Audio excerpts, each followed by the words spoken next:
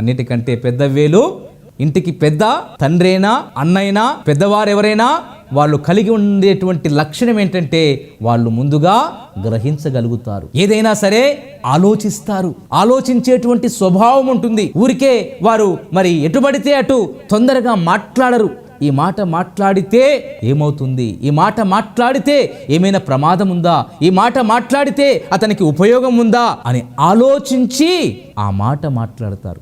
అంటే దానికి మరి సాదృశ్యం ఏంటంటే గ్రహించగలిగే మనస్సు. ఉంగరపు వేలు అన్నిటికంటే పెద్ద వేలు. ఇంటి పెద్ద అయినా సరే ఎవరైనా సరే వాళ్ళు గ్రహించగలిగేటువంటి మనస్సు కలిగి ఉంటారు. చూద్దాం మరి అదొక మాటలు చూసుకుని మనం ముగించుకుందాం. చూడండి, ఎజ్రా గ్రంథం 7వ అధ్యాయం ఒక అద్భుతమైనటువంటి మాట ఉంటుంది. అక్కడ ఇజ్రాయేలు ప్రజలందరికీ సెలవిస్తున్నటువంటి మాట. ఎజ్రా యెహోవా ధర్మశాస్త్రమును పరిశోధించి దాని చొప్పున నడుచుకొనుటకు. గమనించండి దేవుని బిడ్డలారా, ఇక్కడ ఎజ్రా తన జీవితంలో తీర్మానం చేసుకుంటా ఉన్నాడు. ఏమనంటే, ఎజ్రా యెహోవా ధర్మశాస్త్రమును పరిశోధించి. ఎవరికి డాక్టరేట్ ఇస్తారు? ఒక విషయాన్ని క్షుణ్ణంగా పరిశీలించి పరీక్షించి పరిశోధించేటువంటి వారికి మాత్రమే డాక్టరేట్ ఇస్తారు. వాళ్ళు పిహెచ్డి చేసినటువంటి డాక్టరేట్స్ వాళ్ళకి ఇచ్చేది. మరి ఇక్కడ ఎజ్రాకు కూడా డాక్టరేట్ ఇవ్వాలి. డాక్టరేట్ దేవుడు ఇచ్చాడు ఆల్రెడీ. ఏం చేశాడు ఇక్కడ?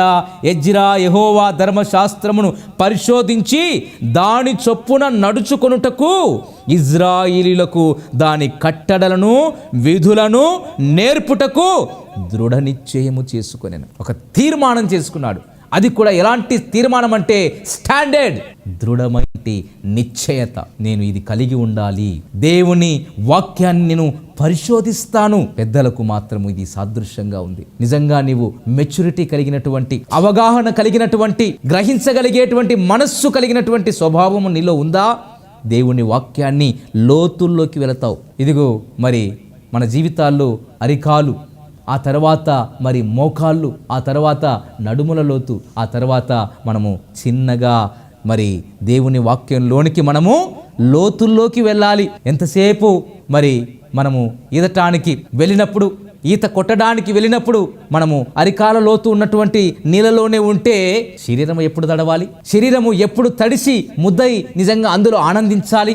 దేవుని బిడ్డలారా, మరి చాలా మంది అరికాల లోతు వరకు మాత్రమే ఉంటున్నారు. కొంతమంది మోకాల దాకా వస్తున్నారు. అమ్మో అని చెప్పి భయపడి వెళ్ళిపోతా ఉన్నారు వెనక్కి. మరి మన జీవితాల్లో ఈత కొట్టేటువంటి వారముగా, ఆనందించేటువంటి వారముగా, దేవుని వాక్యములో ఇంకా ఎక్కువగా సంతోషపడేటువంటి వారముగా ఉండాలి అంటే ఇదిగో లోతుల్లోకి మనము నడవాలి. అందుకే ప్రభు అన్నాడు, నీ దోణి లోతునకు నడిపించు.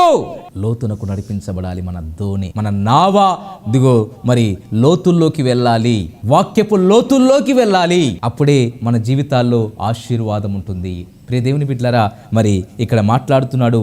మరి ఈ యొక్క ఎజ్రా ఒక దృఢమైనటువంటి నిశ్చయాన్ని, తీర్మానాన్ని చేసుకున్నాడు. నీ జీవితంలో కూడా అట్టి తీర్మానము చేసుకోవాలని దేవుడు హెచ్చరిస్తున్నాడు. ఎజ్రా యెహోవా ధర్మశాస్త్రమును పరిశోధించి దాని చొప్పున నడుచుకొనుటకును ఇజ్రాయేలులకు దానిని కట్టడలను విధులను నేర్పుటకును దృఢ నిశ్చయము చేసుకున్నాడు. మరి ఈరోజు నీతో సూటిగా స్పష్టంగా మాట్లాడుతున్నాడు. ఈరోజు నువ్వు నిశ్చయం చేసుకుంటావా? ఒక తీర్మానం తీసుకుంటావా? దేవుని యొక్క ధర్మశాస్త్రం వాక్యాన్ని నేను పరిశోధిస్తాను.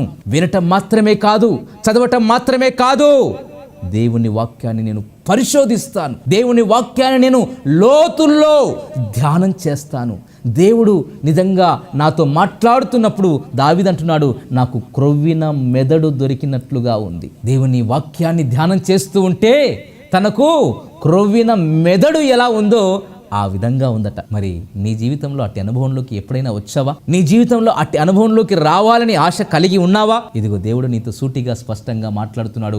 వినటం మాత్రమే కాదు సుమా, చదవటం మాత్రమే కాదు, ఇదిగో నీవు దేవుని వాక్యాన్ని పరిశోధించు, దేవుని వాక్యాన్ని ధ్యానం చేయి. గమనిస్తాం మనము, మరి కొన్ని జంతువులు మరి ఆ యొక్క గ్రాసం ఏదైతే ఉందో గడ్డి తింటాయి. ఫస్ట్ గడ్డిని తీసుకొని అలా లోపలికి వెళ్ళిపోయిన తర్వాత అవి నెమరు వేస్తా ఉంటాయి. ఒకేసారి అవి మింగవు. అవన్నీ కూడా ఇక్కడ దాకా తీసుకొని వచ్చి దానిని నెమరు వేస్తూ ఉంటాయి. గమనించారో లేదు? అవన్నీ కూడా మరి ఆ విధంగా నెమరు వేసుకుంటూ అవి తిని తృప్తి పొందుతాయి. మన జీవితాల్లో కూడా ఇదిగో మరి మనము కూడా దేవుని వాక్యాన్ని తీసుకొని విన్న తర్వాత చదవటం తర్వాత దానిని ధ్యానం చేయాలి. దేవుడు ఇంకా నీతో స్పష్టంగా మాట్లాడతాడు. దేవుడు నీ జీవితాన్ని ఎలా తీసుకుని వెళ్ళాలో ఆయన స్పష్టంగా తీసుకుని వెళ్తాడు. ఎందుకంటే నీకు ఉపదేశము చేస్తాను, నీవు నడవవలసిన మార్గములు నీకు బోధిస్తాను, నీ మీద దృష్టి ఉంచి నీకు ఆలోచన చెబుతాను.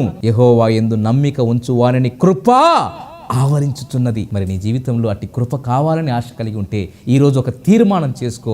నేను దేవుని వాక్యాన్ని ధ్యానం చేస్తాను, దేవుని వాక్యాన్ని ఒక అవగాహనతో చదువుతాను, ఒక అవగాహనతో దేవుని వాక్యాన్ని నేను ధ్యానిస్తాను అని గనక నువ్వు మరి నీ జీవితంలో మరి ఆ విధంగా తీర్మానం చేసుకుంటే మరి 35% వాక్యాన్ని పట్టుకున్నట్టు లెక్క. 3 విషయాలు చూసాం. 1 వినాలి, 2 చదవాలి, 3 దేవుని వాక్యాన్ని ధ్యానం చేయాలి, పరిశోధించాలి. వాక్యం వినటం ద్వారా మనకు విశ్వాసం వస్తుంది. ఇదిగో చదవటం ద్వారా ఇంకా అనేక విషయాలు నీకు బోధపడతాయి. మరి 3వదిగా పరిశోధించటం ద్వారా దేవుని వాక్యాన్ని నువ్వు ఆనందించగలవు. దేవుని వాక్యములో నీవు ఒక ఈత కొట్టినట్లుగా ఎంతగా నువ్వు ఈత కొడుతున్నప్పుడు ఆనందిస్తావో, సంతోషిస్తావో, నీ యొక్క శరీరం అంతా ఉల్లాసముతో మరి ఉంటుందో ఆ విధంగా నీ ఆత్మీయ జీవితంలో ఉల్లాసంగా, ఉత్సాహంగా నీవు ఈత కొడతావు. దేవుని బిడ్డలారా, మరి నీ జీవితంలో అట్టి అనుభవాన్ని నువ్వు కలిగి ఉన్నావా? ఈరోజు సూటిగా స్పష్టంగా మాట్లాడుతున్నాడు. నీవు ఈ విధంగా 3 విషయాలు తెలుసుకోవడం ద్వారా కేవలము 35% మాత్రమే ఆశీర్వదింపబడినట్టు. ఇక మిగతా 65% ఈ మాటలు మరి మనసులా ఉంచుకోండి, దాచుకోండి. మరి ఆ ప్రకారంగా మనము జీవిద్దాం. దేవుడు ఈ మాటలు మన కొరకై దీవించి ఆశీర్వదించునుగాక. సబ్స్క్రైబ్ చేయండి, పక్కనే ఉన్న బెల్ బటన్ నొక్కండి.